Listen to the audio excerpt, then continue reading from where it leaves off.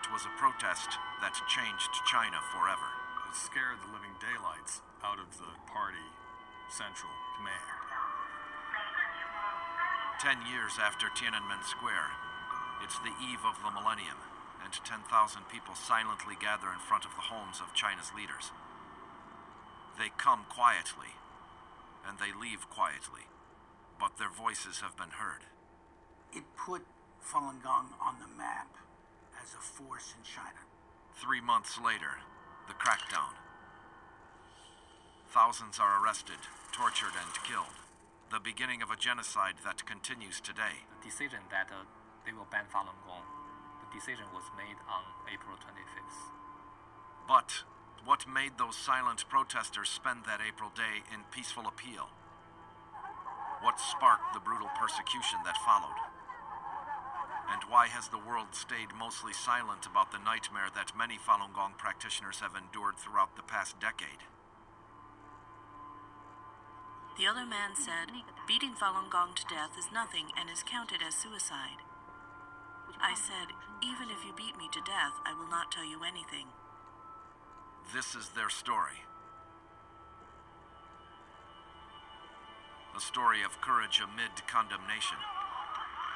A story of old brutality beneath the veneer of a new China.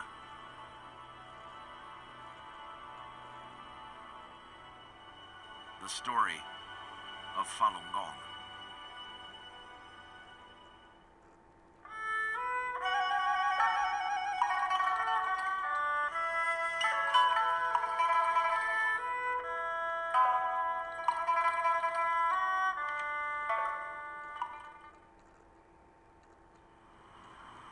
I got there around 8 a.m.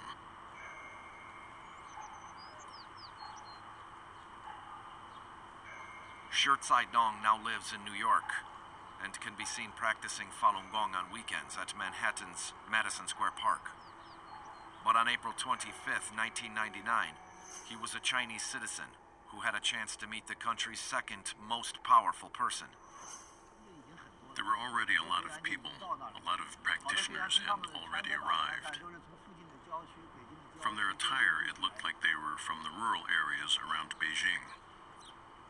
They had come for one reason: to appeal for Falun Gong at the National Appeals Office in Beijing. China's network of appeals offices predates both Communist Party rule and the Chinese courts. It was traditionally a last resort for Chinese citizens who experienced some form of injustice. Shi says he decided to appeal after hearing that practitioners had been arrested in the neighboring city of Tianjin. After I found out, I thought that we needed to appeal to government departments about the situation.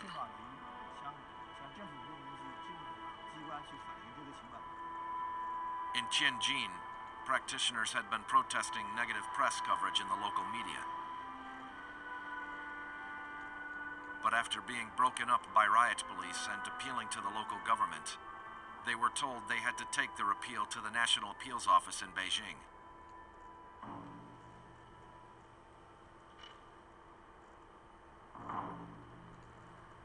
But taking the appeal to Beijing raised the stakes.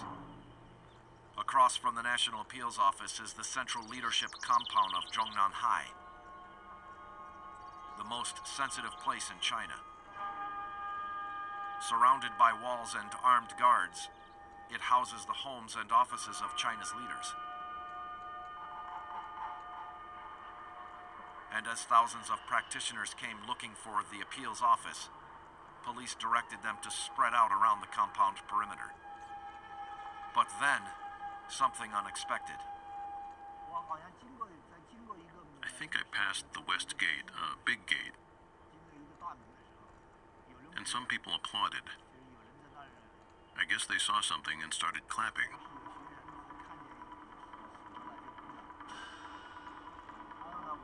I had already passed the gate, so I turned around to see why they were applauding, and some people said that Zhu Rongji came out. Zhu Rongji, the Chinese premier and one of the architects of China's rise. It's very hard to get an audience with Zhu Rongji, even for a second. I had passed the gate and so quickly turned around and went back so I could talk to him. Just as I went to cross the street, heading towards the gate, Zhu Rongji crossed the street from the other side. He said loudly as he walked, "Where have you come from? Who asked you to come?" Some practitioners said, "We're Falun Gong practitioners." A very interesting detail is that Zhu Rongji was coming out without any bodyguard. So it is a clear signal that he knows that Falun Gong people are very peaceful. I can even saw his smile on his face. Zhu Rongji then asked, "What are you doing here? Don't you have freedom of religion and belief?" As he walked and talked, in the end, he came pretty close to me.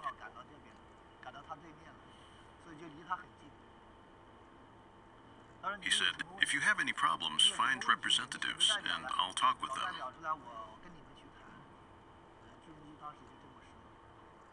I raised my hand and said, "Premier Zhu, I can go." Many other practitioners also wanted to go in. So Zhu's assistant picked 3 people to return to Zhongnanhai.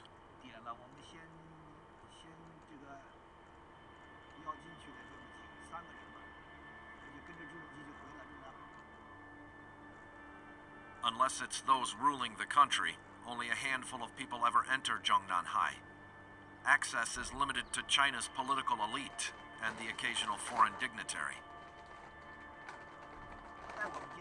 When Zhu led us to Zhongnanhai, while he was walking, he asked, "Haven't I already ruled on the materials you sent in for appeal?" We were really confused when we heard this, because we didn't know that the premier had made any decisions regarding our practice.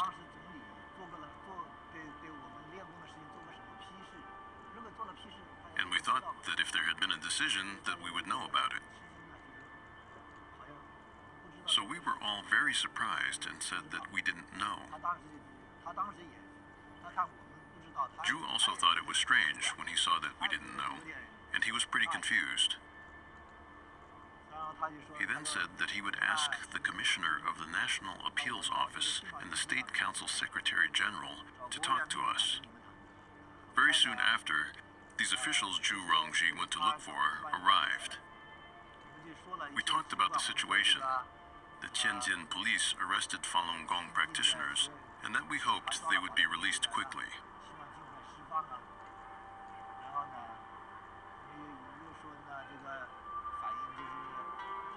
We also said that many practice sites were being harassed by local authorities, and that they had stopped us from practicing, and that we hoped we could have a legal and just place to practice.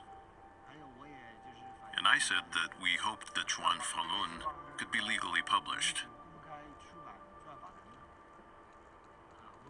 These were the 3 main requests we had.